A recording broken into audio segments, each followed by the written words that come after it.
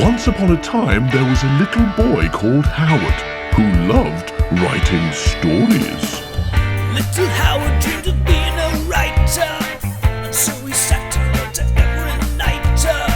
But everything he wrote was fucking shite, yeah. Wubba-dubba-doo, wubba-dubba-doo. Worst writer in the world, worst writer in the world, worst writer in the world, worst writer in the world. He's a stupid, suck-ass, rubbish writer. Welcome to the worst writer in the world with... Me, Howard Long, hooray! The best one on the show, the best one on the show. Who's the best one? He's the best one on the show. And Rufus is here as well. Okay, fine, Unfortunately. all right. Well, thank you to the British Comedy Guide for hosting this show. Thanks to our most wonderful patrons on Patreon for patronising this show. And thanks to you for sticking your ears against this show until it makes like little vibrating noises and you get all turned on by them. All right, let's not waste any more time, Howard. Let's get straight on with the story, shall we? Yes! Catchphrases. Nailed in catchphrases. Catchphrase in it, yeah.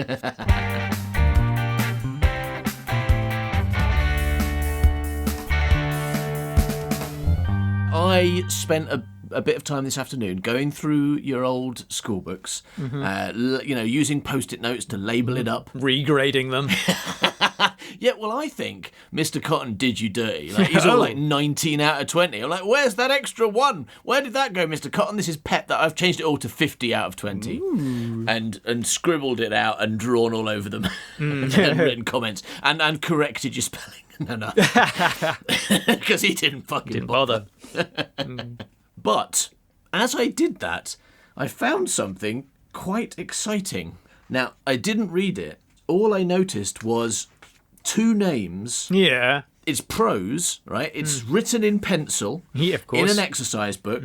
But the two names I noticed are Ajax and Johann Spellbinder. Whoa! I know what it is. Do you? Okay, tell us then. Is it called King Pink? It doesn't seem to have a title. You ready to hear some? Yes, please. This towering mass of human was the Barbadian. What? Not the Barbadian. Was the Barbadian. Hello, my name's Ajax. I'm a big bear, baby. I'm afraid I've misrepresented your story immediately in the first line. Ajax unholstered his axe from his nappy. I'm a big baby. Give me Dowie. Give me Dowie now. I axe you to death. Yeah. Well, I mean, you did start that in Milk Stars or with the pogo stick. You did start that in Stars with the whole pogo stick thing, and I ran with it. You know, I thought that's Ajax's character is murder and childishness. So in this story, it's just gone a bit further, and now he's a baby in a nappy murdering people with an axe. Yeah, he is, and I definitely wrote Bob Baby and so that's true. Absolutely. In your first line, come on. This towering mass of human was the barbarian. What was it again? The barbarian Ajax. He was sparsely dressed. In his nappy, yeah. Yeah. So those are two words you don't often hear together. Sparsely dressed. Yeah. I like it. I like that. He was sparsely dressed. Wearing only a marauder helmet. Ooh. What's a marauder helmet? Is that a helmet that goes off murdering people? It's a helmet that's more rauder than less rauder. It's like very specifically rauder. It's really rauder. Right. Do you like my rauder helmet? It's really rauder, isn't it? I guess it's like I don't know, like a Viking helmet probably. Something that makes you know that you're going to get murdered by this guy. It's not a woolly hat. It's not a cap. It's not an I'm with murderer hat. Yeah. It's I am murderer. I am murderer, yeah. That's what it is. Yeah, it says me am big murderer on it, and that's how you know. Me am murderer. Yeah. It's got knives hanging out the sides. Yeah. Just like those caps that used to have like cans of lager on the side, Yeah. the comedy cans of lager caps. Yeah, this one's got cans of death. But this has got two cans of murder. Yeah. You're like, oh no, he's coming up with cans of murder. Oh no, hang on, he's drinking, he's dead. Oh. All right, I'm okay. He's dead. His one mistake was to drink the 2 cans of murder he'd stapled to his hat.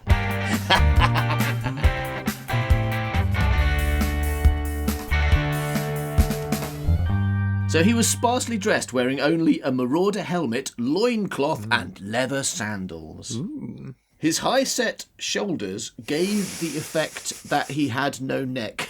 That's quite a sentence. His high-set shoulders gave the effect that he had no neck, and that his head protruded from somewhere at the top of his chest. Shit, I mean, they're really high set then. I mean, I was thinking like up to his chin, but clearly they go above his head. His shoulders go above his head. That's not healthy. What you're really trying to say is he's muscular, I think. He's got no neck because he's a big, muscly guy. He's got no neck and his shoulders are above his head is what I'm trying to say. If measured, one could safely assume he was at least 8 foot tall.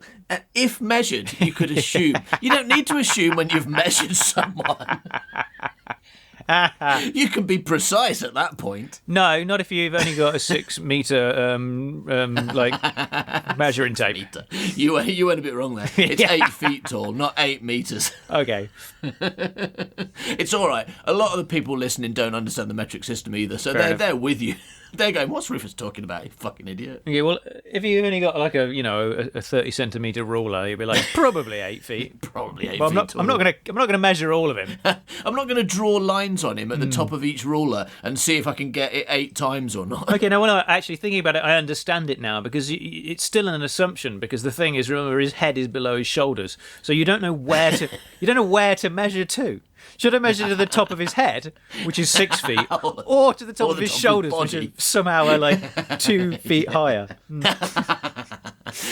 feet of body above his head. Fucking hell, terrifying. Yeah. Now, I guess the reason you're saying it is because most people aren't 8 feet tall, and you're thinking the person who's measuring him won't be able to get all the way up to the top of his shoulders stroke head.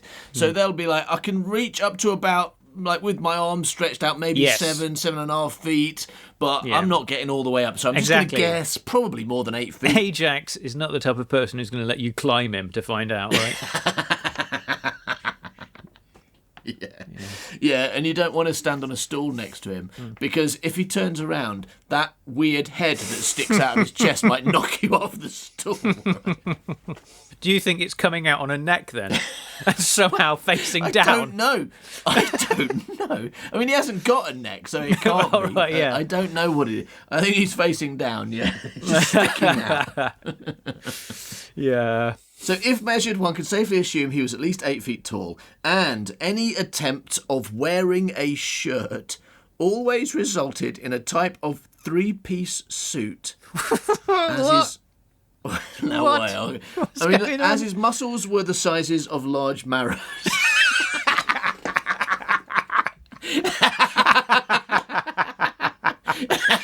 All of them. Every muscle in his body was... Yeah. I was foolish. I wanted to get to the end of the sentence so I could talk about the beginning of the sentence, but then it ended with large marrows, and now I've forgotten everything. Oh my god! Yeah, I think we might just be about to discover he's a plant person. Like my marrows, I'm a plant person. I'm a baby. I'm a plant person. Do you like my marrows? Now, what was I actually going to talk about? I've forgotten. It's because his T-shirt, when he puts it on, turns into a 3-piece suit because of his marrows. It's like, what does that mean?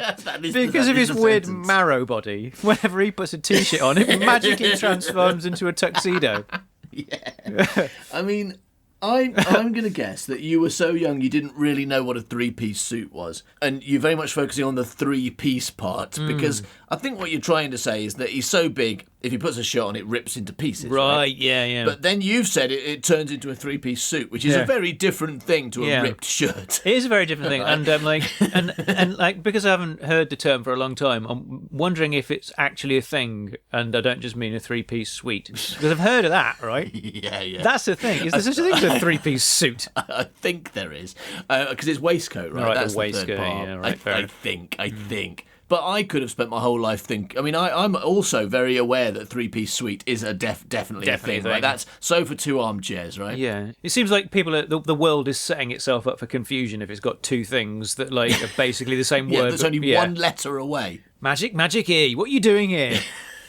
You've turned my tuxedo into a sofa. Suit becomes sweet with me. Yeah. Wait a minute. No, that's not the pattern at all.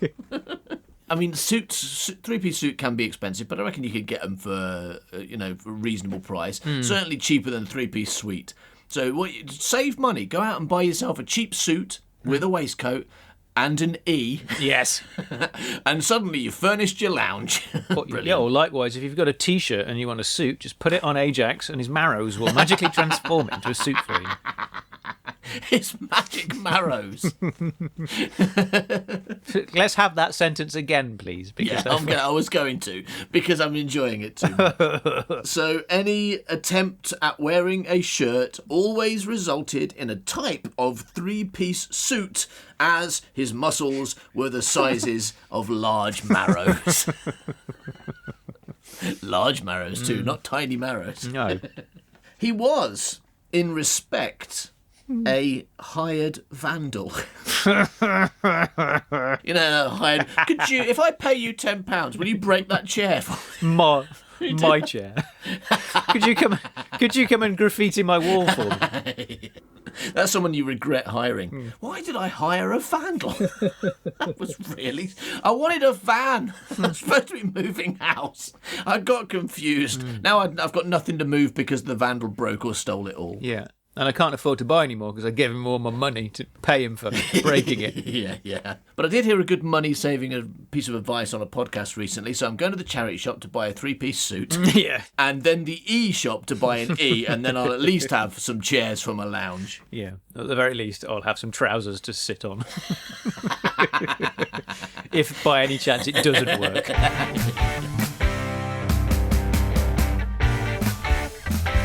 We must have talked about Magic E on this show before, right? It's not just like loads of Americans going and young people just going, what the shit are they talking about? When we were children, there was a TV show probably called Look and Read or something similar that had been around for a while, but the teachers all had it on video and they'd be like, I'll just put that on and shut up. Shut them up. It's from 10 years ago. Here you go. And there was a song on it that helped you learn spelling. Because there's a pattern in English where short words with a single vowel surrounded by 2 consonants, for example, kit, that was one of them, wasn't it? Kit, K-I-T. That pattern has a short vowel sound, an I or an O, like hot, hat is one, hat or kit, for example. Yeah. Right? But when you take that word and put an E on the end, you don't pronounce the E exactly, but it changes the stem vowel to a longer vowel or a diphthong. So kit becomes kite, which is a short vowel to a diphthong, and hat becomes hate, which is also a short vowel to diphthong.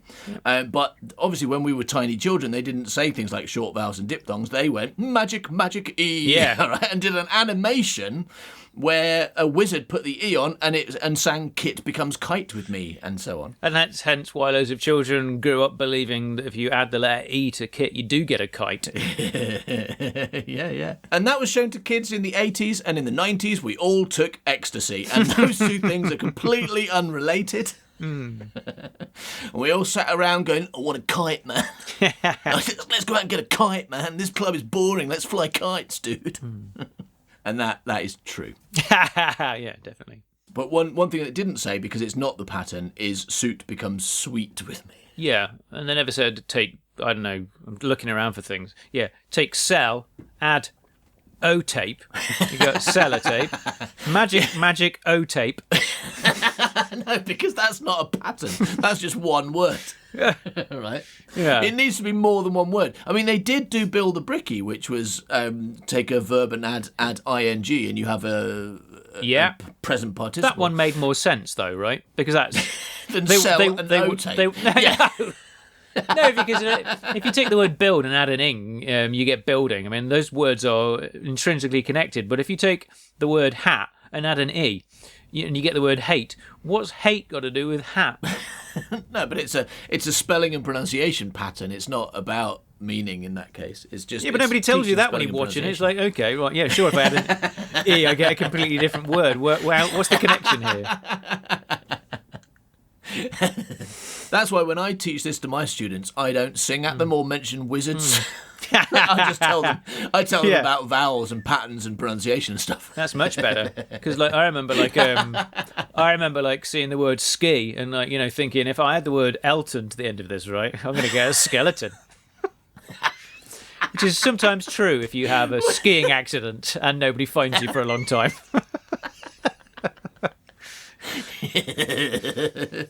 Howard, you may not know this, everybody, but Howard's best subject at school was English. Consistently high marks and merits for it. Right, so he was, in respect, a hired vandal. I don't know what that in respect is there for, but it is there. He was, in respect, a hired vandal. Because he's not really, that's why, isn't it? He's going to be. He was, in respect, a hired vandal. But, of course, he wasn't a hired vandal. But not really. A hired vandal, and his major hobby was collecting heads. Yeah, good joke. Which he carried around in a magical box. Why? Maybe it's a TARDIS box so he can fit a lot of heads in, because heads are quite big. And you might be strong, but it's awkward to carry a box that's got 50 heads in. Yeah, no, TARDIS box makes sense. I believe that. Especially if you've got arms that are made of marrow. Then you're trying to, and you carry in your big box full of heads. It's just annoying. In fact, you could say Ajax was your typical barbarian. No, I don't think you fucking could. I don't think you could. He's 8 foot tall with a head 6 feet high. He's got arms made of marrows. Made of marrows. Yeah, box full of heads. Every time he puts a shirt on, it turns into a 3-piece suit. He's got a friend who's a wizard that turns kits into kites for some reason. Just your typical average elephant training barbarian. Yeah, that's what he is. Yeah. In fact, you could say Ajax was your typical barbarian, a very small head. I mean, I assume that means like he had one. One of the ones he's got. Yeah. A very small head with even less concealed within. Okay. I mean, that's your head's quite small and it's got even less inside it. Less than what? I mean, if you're talking physically, of course it has. I haven't got a TARDIS for a head.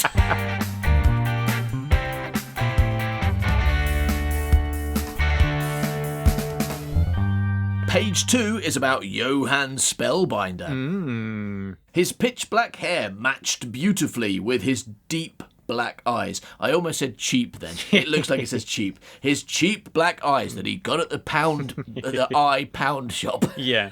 He was trying to get some E's, but he accidentally got some I's instead. Easy mistake. Oh, shit. I was trying to get high, and I accidentally got I. With his deep black eyes. The sign of a magician. Oh. Deep black eyes are the sign of a magician. He was dressed in dark colours. Blues, greys and blacks. He wore a tonic. Might say tunic. No, he definitely wore a tonic. He's also got one of those hats with drinks attached, but he's got gin on one side and tonic on the other. Yeah, well, that's what it says. Actually, he's got gin on one side and gin on the other. Oh, my God. Yeah, no, it is definitely tonic, okay? He wore a tunic, a shirt. Oh, no. Oh, shit. No, he wore a tunic, a shirt, trousers, and... shoes, socks, pants. It says... okay. I was really confused. I've just worked out what it actually says. I was trying to work out why he had expressive leather boots. What the fuck are expressive leather boots? But no, it's expensive. Expensive leather boots. Oh, okay, yeah. So, I was thinking, because if they were expressive, I guess they'd probably just tell you how much argon there was. There's his boots going around expressing the amount of argon there is. So much argon, Jimmy. Shut up, Boots. Stop telling me how much fucking argon there is in this. I know. Okay, it's just lot. It's lot none. of argon. It's none. There's no such thing. Expensive leather boots, which seemed to give off an impression of how much argon there was in the atmosphere. Yeah. No. Which seemed to give off a dark glow. He's got glowing boots on. Brilliant. Glowing leather boots. Oh, in the morning sun. Which seemed to give off a dark glow in the morning sun. Why has he got dark glowing boots in the sun? Dark glowing in the sun. These are very confusing boots. He's like, hey, stop being confused by my boots, everyone, and listen to what I'm trying to say. I can't stop looking at your boots. They're so confusing. Dark They're things. darkly glowing in the sun. Dark things can glow, right? Like a black light or something. Yeah, but it says his boots give off a dark glow. It's the fact. I mean, a dark thing can glow, but give off a dark glow is Yeah. what. I mean, I'm not saying it's impossible. I just feel like I'd have to think about it. Yeah. Something I probably should have done before I wrote that sentence, but whatever.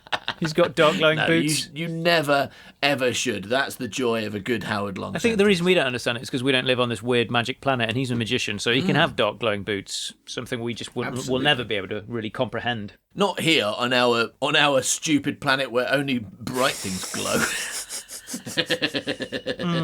Stupid rubbish planet. Yeah.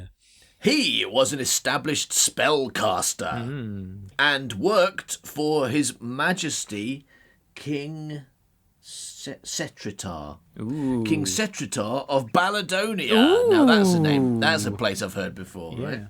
When standing, he averaged at about 6'4". Wait, what? Like, when standing, sometimes he was 8 feet tall and sometimes he was only 4 feet tall.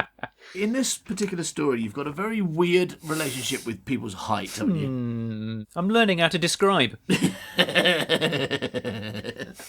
So he was 8 feet tall or he was 6'4". No. Ajax, if measured, you could safely assume he was at least 8 feet tall. If measured. And Johan averaged at 6'4". Yeah. And he was very handsome, indeed. His only possession was a pouch that was tied to his black belt. Hang on a minute.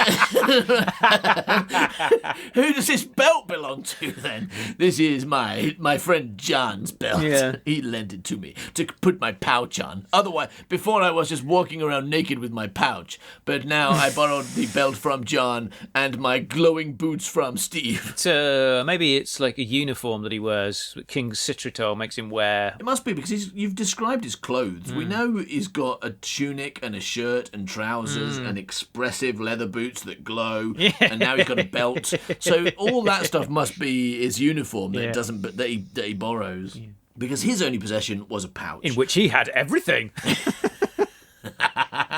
in which he had a three-piece suite. His marrow. In marrows. No. He only possesses an empty pouch. I mean, I've got to assume that because that's his. It's explicitly said that's his only possession. And if you now say that it's got stuff in it that belongs to him, I'm going to be very upset with you, quite frankly. Okay. But I don't think you would do that to me. I don't think you would ever say a thing and then immediately contradict it in the same or following sentence. Who would? Anyway, let's find out what you're going to say. His only possession was a pouch that was tied to his black belt. I mean, you've already done it, haven't you? His black belt. I mean, you've literally done that. Yeah. By its present shape, you could tell that it was filled with coins Filled with that belonged to someone else. Filled with what? Coins. Coins. He was quite rich. His only possession was a pouch, but he was quite rich. Yeah. He was in his house. Yeah, next to his donkey. Yeah. Sitting in the chair he owned. He was cleaning his teeth with his gold toothpick. Thinking about his job and hoping nobody stole it. By its present shape, you could tell that it was filled with coins. He was quite rich at the age of 35. A perfect man. Oh. And that is in speech marks, which suggests he is not that. That's another way of showing that you don't mean something. He was a perfect man. Yes. Yeah. But it also could be me chipping in. Just talking about how much I like him. It's like Howard turns up as the narrator, like he's really he's really dreaming. He's perfect. Yeah. Well, you've already said he's handsome.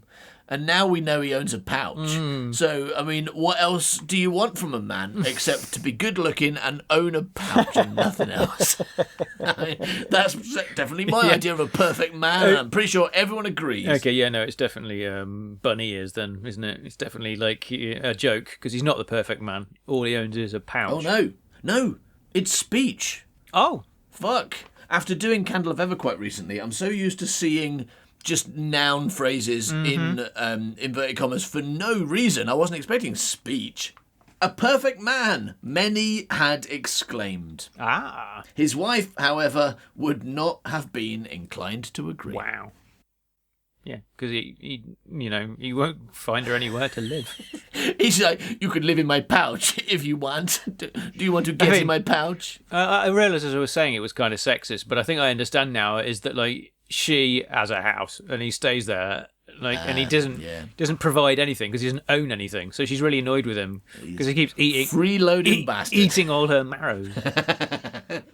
And she's like, no, that's not a marrow. That's my friend Ajax. Stop eating his arms.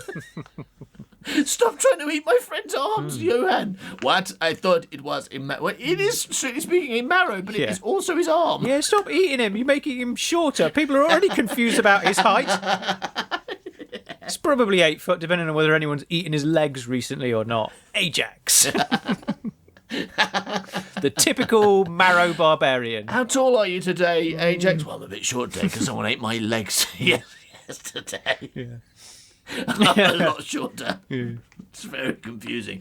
Go and speak to my friend Johan. He's approximately 6'6". On average, he's 6'4".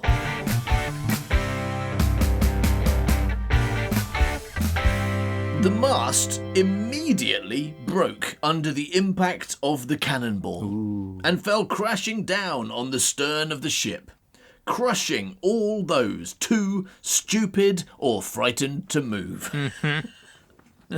There's just a line of people, a queue of people next to the mast looking up at it. This is definitely learned from Superman and other similar movies. There's a thing falling and it's going to take ages to get there. A woman's hold it with a pram is just screaming and Superman has to save her rather than her just fucking move. So I'm just learning my tropes early. I wonder if that's in Superman 3 as well, our favourite. It's probably in all the Superman. Yeah, that's true. It's in Spider-Man as well, thinking about it. What, a woman with a pram watching a mast on a ship fall towards her and then she has to get saved by Superman? That's in Spider-Man. Yeah. Which Spider-Man is that in? I can see what you're doing here. You just want me to tell Lee Brumby's joke, don't you?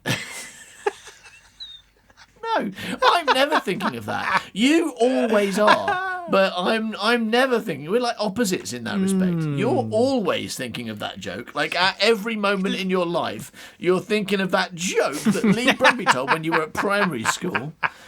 And I, on the other hand, am almost never, except when you talk about it, which is actually quite often. Yeah. Go on, then tell Lee Brumby's joke. Tell us the whole story of it, though. My entire understanding of comedy comes from that one pivotal moment in my life when Lee Brumby had a Marvel annual. Yeah. And it wasn't a joke book, but for some reason he insisted it was a joke book. And so he said, tell us a joke then.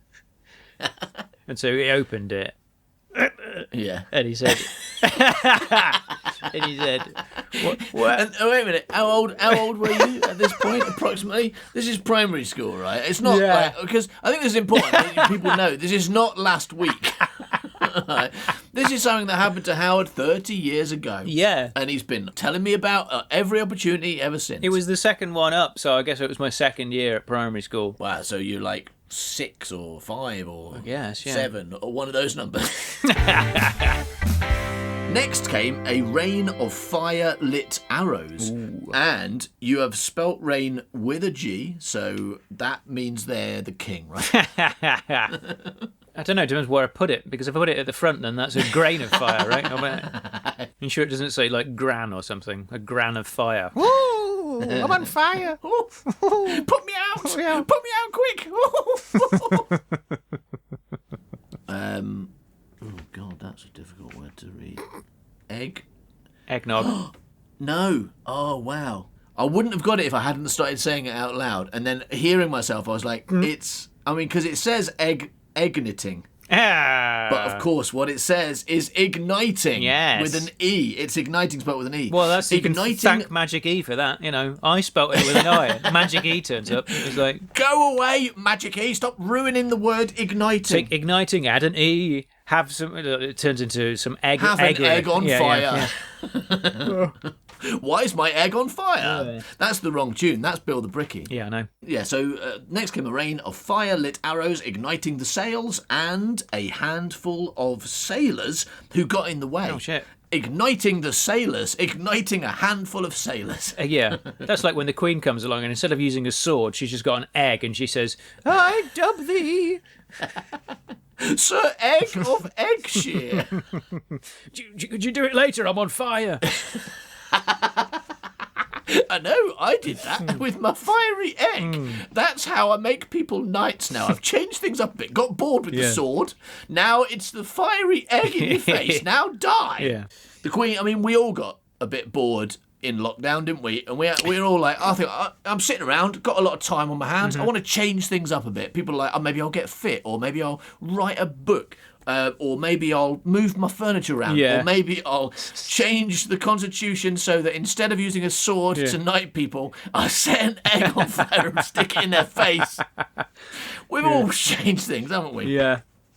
That's it. And the Queen definitely did do that out of boredom, but we've not experienced it yet. She's not told anyone. So anyone that's like on the New Year's honours list is in for a big surprise. Yeah, big surprise. Serve them right. Yeah, I mean, yes, they should have turned it down. It's fucking ridiculous. Knighthoods. Yeah. But more people will be turning it down in the future when they realise what it is now. Yeah. If we could actually put this out, that would be good. If people could start to believe this, I'd really appreciate it. If that, I mean, that's a conspiracy theory that's not doing harm, right? A lot of conspiracy theories do a lot of terrible harm. Like people going around now going, oh, did you know that the COVID vaccine will turn you into a fucking chicken or something? Yeah. Oh, I'm not going to because I don't want to turn into a chicken. Like, why not? You'd be more beneficial to society if you were a chicken. Yeah. That's a good thing, right? And also, you are wrong. People going, oh yeah, if you take the vaccine, it will turn you gay. Like, and you know, you'd be alive gay or dead straight. I think I'll take alive gay, please. I'll take I alive always gay. take alive I'm gay, not talking yeah. about trafficking. Yeah, I'm not into necroing gays. Yeah. I like them living. I like my gays alive, Yeah. please. I don't think that's a lot to ask. I like my gays That's a positive thing. I like my gays like I like my coffee. Alive. No, hold on. Why is my coffee alive? Oh my god. Shouldn't have said that to Johann P. Spell Nazi. That's nice. He's not called Yeah, he is Johann now. P. Spell He is. Nazi. He is. That's a mistake. Oh, shit.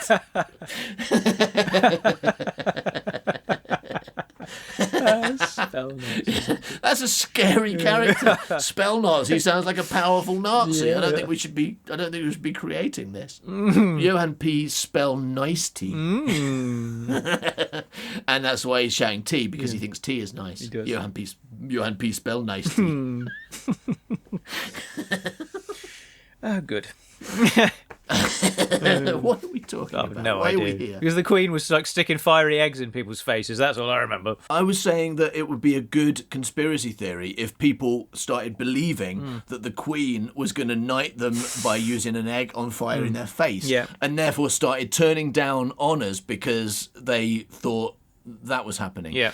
And I think that's good. And we should try and convince everyone who's in line for any form of honour that the Queen's going to fiery egg them. Yes.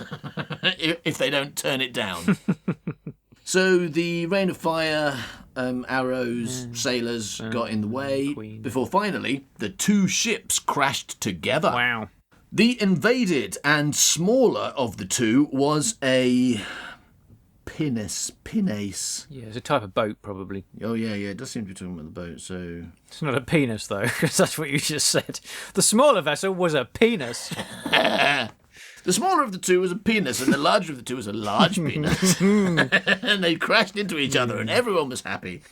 Yeah, I assume it's probably. It looks like it says Penis. pinnace. Yeah, it doesn't matter how you pronounce it. looks to me like it says penis. Penis. I think that this is an Penis. instance where Magic E has failed to turn up, so it currently says penis, but it should say penis. It looks like it's a penis. All right, so the smaller of the two was a penis, and and the much larger and invading vessel was the pirate bark or barquet. I am tell you what, this Not is really good up this on is your ship knowledge. This is a bit of a Your knowledge seamanship. black spot for me. Yeah, because I do not know. I mean, I'm going to go with Pirate Barque. Wow. Okay. Pirate, the invading Pirate Barque. Hail Mary. The pirate ship is called Hail Mary. Hell or hail? No, Hell. Hail Mary. Hail Mary. Hail Mary. What you doing with that ship? Just crashing into a penis, actually. what it's doing here. Bit busy at the moment. For some reason, the Queen's there throwing eggs at it. Not just regular eggs, they're on fire. And then I got so confused, I just drove straight into the penis. I'm knighting the ship. It's an ordinary day on Baladon. A swarm of swashbuckling pirates leapt from their own ship to the other and began attacking the sailors of the Penis. penis. Of the penis. And, well, it's got the name of the penis. The penis is called Striker. All these men on this boat. I mean, what should we do? I've got an idea. I've got an idea. Okay, so I called my penis Striker. I like to call it Striker, okay? Pirate Samson, a white silk-dressed fellow with stubble, black hair, and a moustache. Sounds like you now. Was a handsome figure. Yeah. How tall was he, maybe? Somewhere between 2 and 17 feet. Yeah. Depending on where you stood. Depending on whether he was up a ladder Yeah. or not. And at which rung he was on. Yeah. He was a handsome figure and was an unlikely candidate for a pirate. Captain, however, he was. Ooh. And obviously enjoyed his work. One could tell this by the way he stuck his rapier through an unsuspecting cabin boy Wow. and grinned gleefully. Oh, what a horrible man. Wow. The cabin he boy just as well. Stabbed. Yeah, he stabbed the kid. Yeah. He's like, this is like it was written by J.K. Rowling. She's like, right, I've got to show someone is evil. He murders a baby. Yeah. Right. He murders a baby. In fact, he murders 2 babies. Yeah. But his job is pirate captain. His job's not murderer. It says he really enjoys his job of murder. We haven't got his job description, though, have we? No, Pirate fair captain. And number 1 might be murdering cabin boys for all we know about it. How did you get into pirate captaining? Well, it was the perks and the cabin boy murders that really drew me to it. Well, started out as an amateur, just going around murdering children for fun, in the park, whatever. And then got headhunted by another pirate captain who said, you can get paid for that. Yes. Pirate captains are just like comedians that turn up at open mic night. They're like, well, my friends think I'm really good at murdering cabin boys, so they said you should try it for a living. you should try being a pirate captain. Yeah. And on the boat, they're like, no, you don't just get to be a pirate captain. We'll give you 5 minutes. Yeah. All right. But don't go over. And then they're like, half an hour later, he's still murdering children. Going, have I got a couple? Can I do a couple more? No, you've done half an hour. Yeah. Samson made a movement to attack. It looked like it said, Samson made a movement to attack a lovely sailor. Yeah. I mean, he would do. But He's evil. He finds the loveliest sailors and murders them. Yeah. I've done the This is kids. this- Now, yeah. who's lovely? Are you writing home to your mum? I'm going to get you. Yeah. Which of you are kind-hearted? Okay, right. Yeah, you over there petting that dog. I'm coming for you. Are you doing embroidery? We have no idea. embroidering We have no something. idea what the word lovely means, do we? Doing embroidery right into your mum and petting a dog.